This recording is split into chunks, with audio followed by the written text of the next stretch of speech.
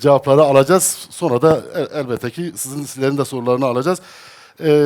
Edebiyat konuşuyoruz. Günlerdir burada Van'da bir edebiyat konuşuluyor. Kitap konuşuluyor. Birinci sorum şu, Sayın Çetin Akaş'a sormak isterim. Bir inşadan söz ediliyor. İşte 2025 yılından bugüne kadar manifesto ilan edildikten bugüne kadar bir inşadan söz ediliyor. Gençliğin kendi inşası, toplumun yeniden inşasından söz ediliyor. Edebiyat da bir inşadır. Kendi yeniden inşa.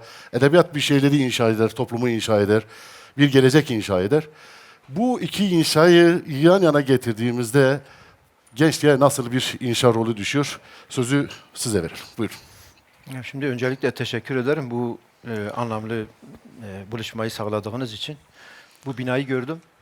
Bayağı görkemli bir belediye binası yapılmış. Kime niyet, kime kısmet tabii. Binayı gezince onu düşündüm. Ben hapishanede çok küçük hücreler, yeni binalar yapılmıştı. Onları da bize niyet ederek yapmışlardı. Artık bakalım o kime kısmet olacak önümüzdeki dönemde. Onu söyleyerek başlayayım. Şimdi Kürdistan'da çok zorlu bir süreç yaşandı. Toplumsal anlamda çok ciddi alt üst oluşlar yaşandı. Büyük bedeller ödendi, büyük mücadeleler verildi. Toplumsal yapının hemen her alanında yani. Yıkımlar yaşandı ama bu yıkımın içerisinde bir kardelen çiçeği gibi gerçekten çok büyük inşalar da gerçekleşti. Mesela ailelerimizin birçoğusu hapishane köşelerinde ya da hapishane yolculukları içerisinde birbirlerini tanıdılar. Yalnız olmadıklarını hissettiler. Büyük acılar yaşayanlarımızın birçoğusu dünya başına yıkılmış gibi hissetti.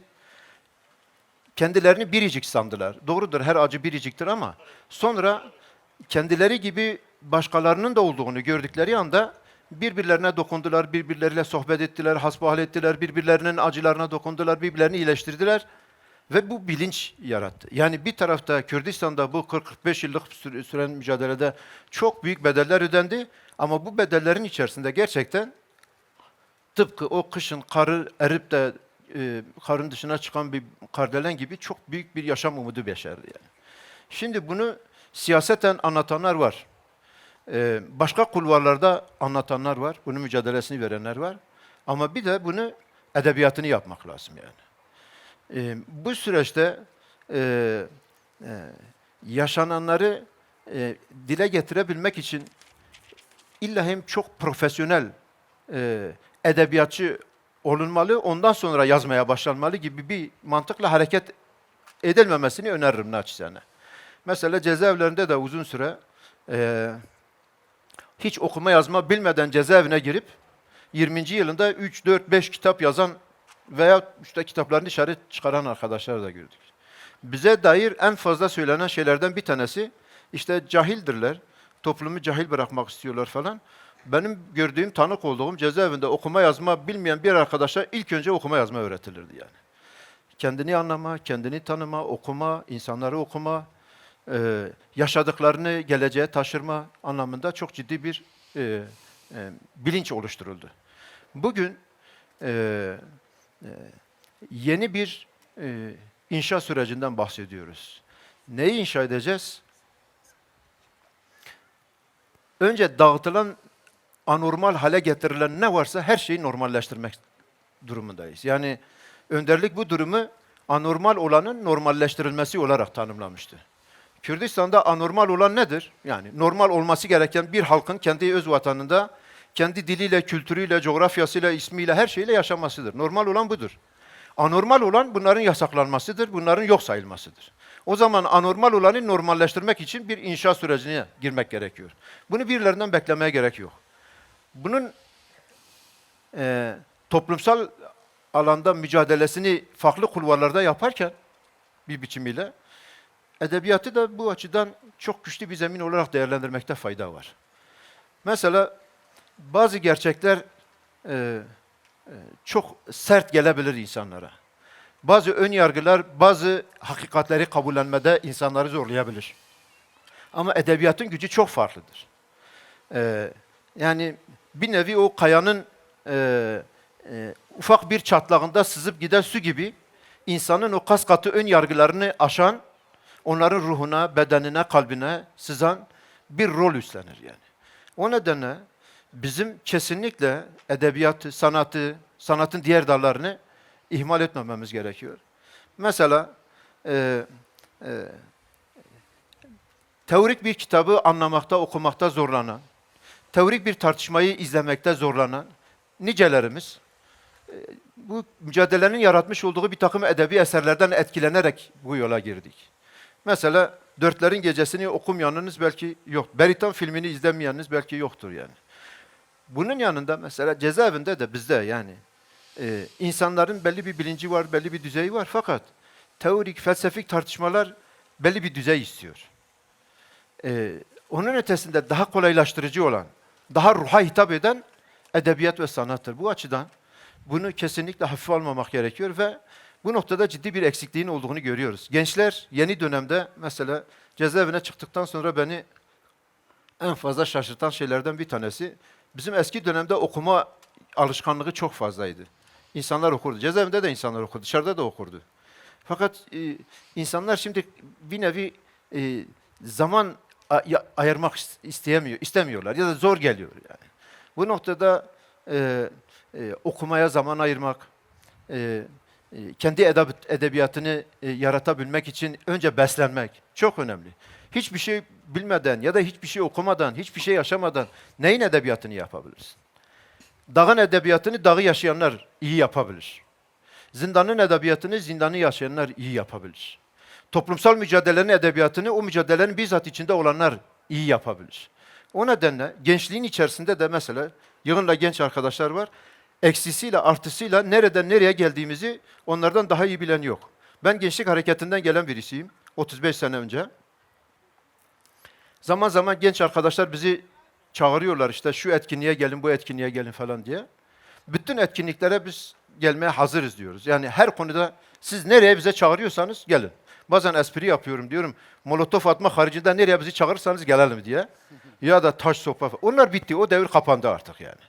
Biz bundan sonra sözle, düşünceyle, örgütlenme bilinciyle, onun mücadelesiyle, yoğunluğuyla kendimizi ifade edebileceğimize güveniyoruz yani. Bize alan açılsın, bizim kendimizi ifade etmemize engel çıkartılmasın. O konuda belki ilk önce yavaş yavaş ama daha sonra hızlanan adımlarla bu toplumsal, tarihsel birikim bizim her alanda önümüzü açacaktır. Ve bu süreç Kürdistan'da bir Rönesans'ın kapısını ardına kadar açacak.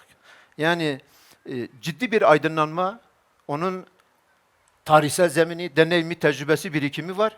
Bunu ortaya çıkarabilecek olanakları, imkanları yaratmamız gerekiyor. Kürdistan 40-45 yıldır kendi mücadelesiyle ciddi manada bir aydınlanmayı yaşıyor. Bu noktada artık bunu tıpkı bir volkanda lavın fışkırması gibi müthiş bir üretime dönüştürebilecek bir ortamı yaratmak lazım. Bunun zemini vardır bence. Şartlar biraz buna olgunlaşırsa, işin siyasi boyutu buna olgunlaşırsa, engel çıkartılmazsa, tarihsel tecrübeler, birikimlerimiz Kürdistan'da çok ciddi bir Rönesans'ın yaşanacağına işaret ediyor. Bu beraberinde Türkiye'yi etkileyecektir, Orta Doğu'yu etkileyecektir. Fransız devriminin etkisinde bir etki üretecektir. Yaşanan süreç eğer akamete uğratılmazsa, Kürtlerin yaşadığı birikim, deneyim, tecrübe sadece Kürtlere değil, komşu halklara yetecek kadar engin bir ferasete, birikime sahiptir. Böyle bir önderliğe sahibiz. O önderliğin birikiminin nasıl diyeyim yani binde birini biz temsil edebilirsek, harekete geçirebilirsek çok ciddi bir momenti yakalayabiliriz, hızlı bir yükselişi geliştirebiliriz. Bu noktada arkadaşların mükemmelliyetçi yaklaşmamalarını öneririm yani. Hiçbir şey mükemmellikle başlamaz yani. İlk önce acemiliklerimiz olacak, deneyeceğiz. Belki yetersiz yapacağız ama bıkmadan, usanmadan bunu geliştireceğiz. Hatırlıyorum ben 35 sene önce dışarıdayken, üniversitedeyken bir şiir yazmıştım. Yani o gün bugün bir daha da şiir yazmadım. Arkadaşlar epey bir bana şaka yaptılar. Ondan sonra bir daha da şiir yazma hevesim kalmadı, bıraktım. Zaten bende de çok da şiir böyle ruhu da yok, onu da fark ettim. Ama deneyim ve tecrübeleriniz olduğu zaman bu noktada birbirimizi negatif etkileyemeyelim. Arkadaşların eleştirileri olabilir, önerileri olabilir, bazen takılabilirler. Bu bizim hevesimizi kesinlikle kırmasın. mutlak düzeyde burada inat edersek yani daha ileri düzeyde bir üretim ortaya çıkartabiliriz. Bunun zemini fazlasıyla vardır. Bu noktada özellikle gençlik, hatta deneyim ve tecrübesiyle daha ileriki yaştaki insanlarımız, bizzat kadınlarımız, kadın arkadaşlar bu noktada çok ciddi bir deneyime sahiptirler. Ortaya çıkartacakları her türlü sanat ürünü beraberinde çok ciddi bir ivme yaratacaktır. Buna inanıyorum. Çok teşekkürler. Yarım saat 20 dakikamız kaldı. Soruları ayıracağız. Daha çok halk sorsun istiyoruz. Yani gençler sorsun soruları varsa. Ama rica ediyoruz arkadaşlardan. Yani yorum değil, sadece soru. Kısa ve ne sorularınızı sorarsanız isteyen arkadaşlar olursa yazılı olarak da bize iletebilirler. Soruların daha çok soru soralım, daha çok cevap alalım istiyorum. Arkadaşlar şimdi söz sizde. Soru sormak isteyen varsa mikrofonu gençlerden istiyoruz. Gençler ağırlıklı istiyoruz soruları. Ben de bütün arkadaşlara saygıyla Arkada bir selamlıyorum. genç. Ben başta şunu söyleyeyim. Biz doğarken yaşlı değildik. Yaşarken yaşlandık.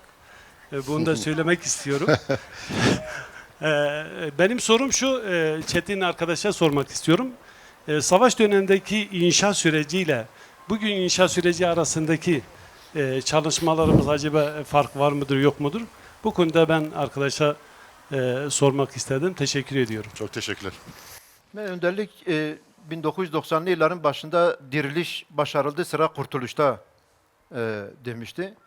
Yani diriliş süreci aslında kendi içerisinde yani bir nevi kıyasıya bir mücadele süreciydi. Yani böyle bir karşı karşıya her açıdan gelinme süreciydi. Psikolojik olarak, ruhsal olarak, fiziksel olarak her açıdan onlar elinden geleni yaptı. Yani devlet içerisindeki bir zihniyet diyelim. Devletin tamamını da suçlamış olmayalım ama inkarcı zihniyet diyelim yani buna. Onlar elinden geleni yaptı Kürtleri bastırmak için. Kürtler de buna karşı inatla direndi. Çok büyük bedeller ödedi. Yani bunun karşısında bu direniş aynı zamanda kendi içerisinde bir inşayı da beceriyordu. Yani bir süreç kendi içerisinde sadece bir direniş süreci değildi. O direniş kendi içerisinde bir şeyleri de yarattı, var etti yani. Kürtler en azından yani işte Ava Sabah söyledi, kendinden utanan Kürt doğruydu yani gurur duyacağı ne vardı yani? Yani gurur duyabileceğimiz ne var? Niye insanlar 35 sene önce ben Kürdüm demekten utanıyordu yani? Önemli bir bölümü öyleydi yani. Ama şimdi yani küçük bir tane çocuğa sorsan ben Kürdüm diyor. Yani gururla ulusal bilincini, ulusal kimliğini ifade edebiliyor. Neden? Çünkü gurur duyabileceği çok şey başarıldı, yaratıldı. Ama savaş süreci bir yıkım süreciydi aynı zamanda. Bazı şeyleri demokratik olarak inşa etmenin imkan ve olanağı yoktu. Halen de bunun garantisi yok. Onu söyleyelim yani. Mesela belediyelerimiz bazı büyük projeler yapmak istiyorlar. Diyorlar peki ya yarın kayyum atanırsa? Yani kayyum tehdidi hala Demokras'ın kılıcı gibi başlarında sallanınca bazı şeyleri fiili olarak inşa etme noktasında en azından zorlanıyor. Bunlar devletin fiili olarak müdahale edip el koyabileceği bazı şeyler olabilir yani. Devlet gücü vardır, imkanı olanağı vardır. Yani bazı şeylere gelip el koyabilir yani. Ama bizim içimizde inşa ettiğimiz bir şeylere eli yetişemez. Sizin bilincinize eli yetişemez. Sizin ruhunuza eli yetişemez. Sizin moral değerlerinize eli yetişemez yani. Siz orada yetiştirdiğiniz, büyüttüğünüz, beslediğiniz bütün bu değerleri toplum içerisinde yaygınlaştırdıkça, kolektif hale getirdikçe buna el uzatamazlar yani. Hele bunu yığınla bir toplumsallaştırabilirsek, bunu başarabilirsek, bunu yıkma, bununla karşı karşıya gelme, bunun karşısını alma cesaretini ben çok fazla göstereceklerini sanmıyorum. Örgütlü bir toplum yenilmez. Bizim başımıza ne geldiyse iyi anlamda örgütlü olduğumuz için geldi. Başımıza ne kötülük geldiyse örgütsüz olduğumuz için geldi. Şimdi mesela bazıları söylüyor işte bizim şu belediyemizde sıkıntı var. Bu siyasetçimizde sorun var. Yani eleştiriyoruz ama düzelmiyor. Bazı konularda yani biraz iç meselelerde de bazen bunlar yaşan. Nedeni? Çünkü örgütsüz, yeteri kadar örgütlü değiliz yani. Tek tek herkes bağırıyor yani. Tek tek bağırmakla, feryat figan etmekle bir şey olmaz. 1 milyon insan tek tek bağırsın, her kafadan farklı bir ses çıkar. 100 kişi, 10 bin kişi bir ahenk içerisinde, bir orkestra şefinin organizatörlüğünde bağırsın. Bakalım orada ne şah kalır ne başka bir şey kalır yani. Dayanamazlar yani. Halkın iradesine rağmen hiçbir şey götüremez. Hiç kimse götüremez yani. Patron sizsiniz. Sizden büyük patron mu var? O noktada inşa sürecinde de yeni dönemde İnşaat sürecinin bilincini, zihniyetini oluşturacağız. Bunu yaygınlaştıracağız. Bunu kurumsallaştıracağız. Siz diyelim ki bir noktada çok zeki bir arkadaşsınız. Deneyiminiz, tecrübeniz vardır ama teksiniz. Bunu kurumsallaştırmak zorundasınız. Belki başınıza bir şey gelir. Gökten bir taş düşer, başınızı alay etmesin, başınıza bir şey gelir. Tutuklanırsınız. Ya da bir şey olur vazgeçersiniz. Ama arkanızda yarattığınız kurumsallık o süreci alıp götürür. Önce kurumsallık, bunun zihniyeti ve bunun örgütlülüğü. Bunları yaşattıktan sonra başaramayacağımız hiçbir şey yoktur. Bize karışmasınlar, biz birçok şey inşa ederiz. Zaman zaman bazılarımız bazı şeyleri yanlış anlayıp diyorlar ki biz hiçbir şey istemiyoruz. Onların bazı sözlerini yanlış ifade ediyorlar. Biz her şeyi istiyoruz. Bu gökyüzünde hangi millet neyi istiyorsa biz Kürt milleti olarak aynısını istiyoruz. Ne bir eksik ne bir fazla. Her şeyi istiyoruz. Bizim burada kastettiğimiz diyoruz ki bizim o bilincimiz, o düzeyimiz vardır. Bize karışmayın, gölge etmeyin. Biz kendi kendimizi yaratırız. Biz okulumuzu yaratırız, kendi dil kurumlarımızı yaratırız, kültür kurumlarımızı yaratırız, sinemamızı, edebiyatımızı yaratabiliriz. Engellemeyin. Kastettiğimiz budur. Yoksa her şeyi istiyoruz, isteyeceğiz. Kürt milleti de bütün dünyadaki milletler kadar şereflidir, onurludur. Kendi öz vatanında bütün milletler gibi, şerefli milletler gibi her şeye layık bir şekilde yaşayacaktır yani. Bunun lamicimi yok. Teşekkürler. Bir genç arkadaş elini kaldırmış. Bu kadın arkadaşa mikrofonu verelim.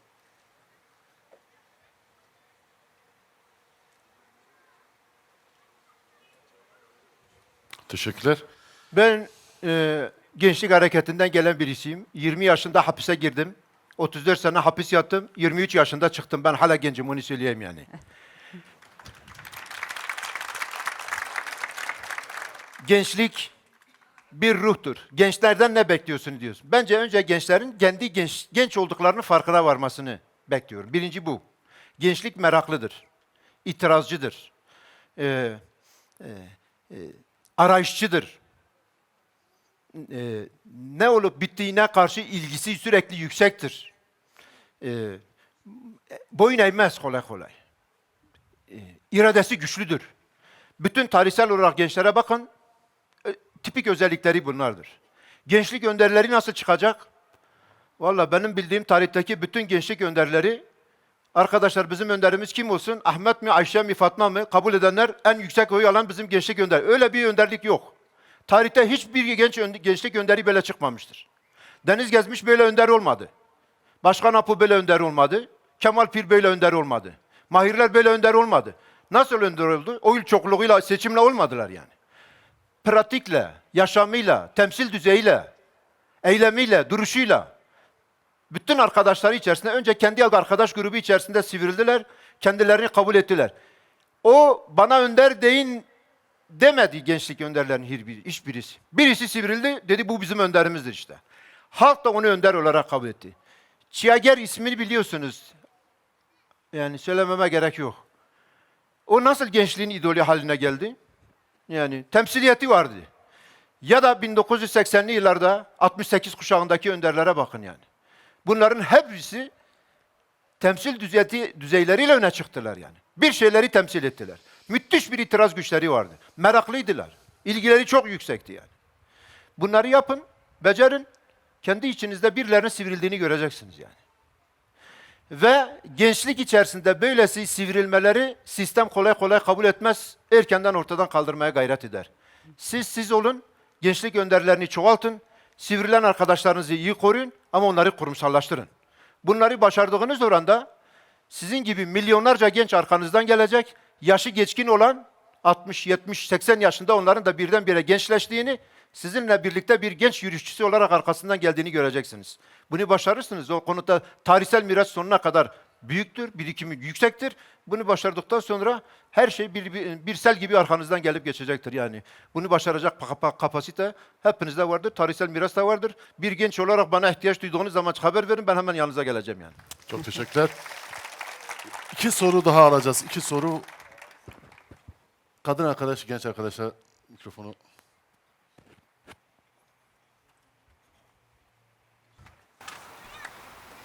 Öncelikle hoş geldiniz. Benim sorum Heval Çetin'e olacak. Öznesi güçlü olan önderdir diyor bir yerde. Önderimizin öznesi nedir? Şimdi bunu saatlerce konuşabiliriz ama ben özne bir mücadele sonucu yaratılabilecek bir gerçeklik olarak tasavvur edebiliriz bunu. Kürt halkı nesneleştirilmişti yani. İradesizleştirilmişti. Özne olmak, iradeleşmek demektir. Yapabilmek, düşünebilmek, kendisi için var olabilmek demektir. Nesne olmak demek bir maldır işte, budur. Aldım bunu, buraya koydum. Bu bana diyemez, beni buraya bırak diye. Ben istersen buraya koyarım, istersen buraya koyarım. Kürt halkı iradesizse, kendisi için yaşayamıyorsa, başkalarının aracı olur, askeri olur. Üzerinde her türlü tasarrufu uygulayabileceği bir nesne haline gelir. Onu iradeleştirirsek, onu kendisi için var olabilecek bir hale getirebilirsek, kendisi için var olma bilinci onu farklı bir perspektifle dünyaya bakmaya götürür. Kendi kökleri üzerinde buluşturur, kendi çıkarları, kendi varlığı neyi arzu ediyorsa o temelde yaşamaya yönlendirir. Başkası için düşünmez. Önce kendisi için düşünür. Özneleşmek budur. İradeleşmektir. Var olmaktır. Kendisi için, kendi çıkarları için, kendi gerçekliği için dünyaya bakabilmektir. Başkasının aleti olmamaktır. Özne olmak budur. Kürt halkı bu noktada nesneleşmiş bir pozisyondayken, iradesizleşmiş, kendisi olmaktan çıkmış bir pozisyondayken önderlik Kürt halkını büyük bir özne haline getirdi. Şimdi Kürt halkı parlayan bir yıldız haline geldi. Özet olarak bunu söyleyeyim. Ama edebiyatla başladık, edebiyatla bitirelim müsaadenizle. Zamanımız var mı? İki soru daha var. Buna yazılı söyleyeyim. olarak. Tamam. Şimdi edebiyata meraklı olan arkadaşlarımız var burada. Önderliğin birkaç önemli şeyi vardı, talebi vardı. Buna yoğunlaşsınlar diye. Dışarıya o zaman iletmiştik. Çok bu konuda bir gelişme görmedim yani en azından. Birileri duyarlıysa yapabilir bunu. Seyit Rıza ve Alişer çok bilinen isimlerdir yani. Ama Besi ve Zarife onlar kadar bilinmiyor. Mesela fotoğrafları bile yok. Besi'nin fotoğrafını ben görmemişim. Bir Zarife'nin bir yarım yamalak bir fotoğrafı var. Bunların yaşamına dair çok fazla bir bilgimiz yok. Oysa önderlik diyordu ki Seyit Rıza ve Alişer, hatta onlardan daha fazla Besi ve Zarife'nin yaşamı örnektir. Onların mücadele tarihi örnektir. Bunları mutlaka yazmalısınız. Tarihe mal etmelisiniz. Biz bir şeyi yazarak ya da not tutarak var etmediğimiz müddetçe, kalıcılaştırmadığımız müddetçe onlar yok olur giderler yani. Bir şeyleri yaşatmak istiyorsak sloganla yaşatamayız. Mücadeleyle, var ederek, üreterek yaşatabiliriz. Bizim şehitlerimiz ölümsüzdür diyoruz. Neden? Çünkü bu mücadele vardır. Var olmaya devam ediyor ve var olmak konusunda da iradesi tamdır yani. Ama işte birçok devrimci hareket ortaya çıktı. Vardı, mücadele etti, çok iyi de mücadele etti. Sonra bitti, tükendi, ne bileyim belki bir eser bile kalmadı. Çok fazla tanınan, bilinen insanları bile kalmadı. Her birisi tarih sayfalarında belki kaybolup gittiler. Onun için mücadelemiz içerisinde çok değişik, çok mükemmel örnekler var. Mesela burada analarımız vardır, kıymetli analarımız. Maxim Gorki'nin anasını okuyanlar vardır muhakkak. Vallahi billahi o analardan çok daha fazla büyük bedeller ödeyen analarımız var. Onların romanını niye yazmayalım yani? Yazalım, o analarımızın romanlarını yazalım. Genç kızlarımız, genç arkadaşlarımız vardır, erkek arkadaşlarımız, yaşlı insanlarımız vardır. Bunların her birisinin yarattığı büyük bir mücadele deneyimi, tecrübesi vardır. Bunları var edelim, şiirleştirelim, strana dönüştürelim, denk beş biçiminde söyleyelim. Yani edebiyatını yapalım ve bunları tarihe mal edelim. Unutturmayalım. Böylesi bir sorumluluğumuz vardır. Herkesin elinden bir şey gelebilir. Herkes her şeyi aynı düzeyde yapamayabilir. O nedenle kimseyi ne küçümseyelim ne farklı bir noktaya götürelim. Mücadele çok boyutlu, çok yönlü bir yüze sahiptir. O noktada kalemi güçlü olan kalemini konuştursun. Dili güçlü olan dilini konuştursun. Yatakta olan 5 vakit namaz kıldığı zaman kıbleye dönsün, mücadele edenlere dua etsin. İşte sözü de güçlü olan şarkısıyla gitsin. Başka bir şeysi güçlü olan başka bir şey yapsın yani. Ama herkesin her düzeyde kendi potansiyeli itibariyle yapabileceği çok şey vardır. Bunları söyleyeyim. Ek olarak edebiyatla başladık. O çerçevede bitirmek istedim. Teşekkürler. Sorular var. Süreç başarıya ulaşırsa Kürtler için özellik olacak mı? Kim cevaplamak ister? Sıfat. Toplu okuyun isterseniz. Böyle Halk savunmayla ilgili halkın savunmasıyla ilgili bir projeniz var mı? Savunma olmayınca özgürlük olur mu? Bir arkadaşımız da biraz kırpacağım. Şu anki barış süreci çok belirsiz bir boyutta. Karşı taraftan bize herhangi bir olumlu, bizi tatmin edecek bir adım atılmadı. Bu süreçte gençlik ne yapmalı konusu tartışılıyor. Yarın meclislerimiz, akademilerimiz de kurulacakmış gibi hazırlanmalı denmişti. Aynı zamanda savaşa da hazırlanılması gerektiği konusunu söylemişti. Bu ikisini bir arada nasıl başaracağız? Sen müsaade, bu savunmaya ilişkin ben bir şey söyleyeyim. Şimdi bu savunma işi tehlikeli bir konudur. Onun için herhalde bu televizyonda çekiyor yayınlarını tehlikeli. Çok hassas olmak gerekiyor. Şimdi savaş kelimesini bir tarafa bırakalım. Biz yeni bir dönemi, barış dönemini geliştirmeye çalışıyoruz. Dilimiz ona ayarlı olmalı. Bazen halk toplantılarında şöylesi bir örnek veriyordum. Yeri gelmiş, herhalde televizyonda çekiyor, daha fazla insan duyabilir. Bize diyorlar ki, işte bu hareket silahı bıraktı, kendini feshetti. Yarın öbür gün başımıza büyük belalar gelirse ne olacak? Yani bu haklı bir soru yani. İnsanların böylesi bir soruyu sorması haklı yani. Şimdi bir ceylanı düşünün. İçgüdüsel olarak susadığı zaman su içmeye gider. Nerede olursa olsun. Önünde engeller çıkar, bariyerler konur. O bir yolunu bular gider o suyu içer.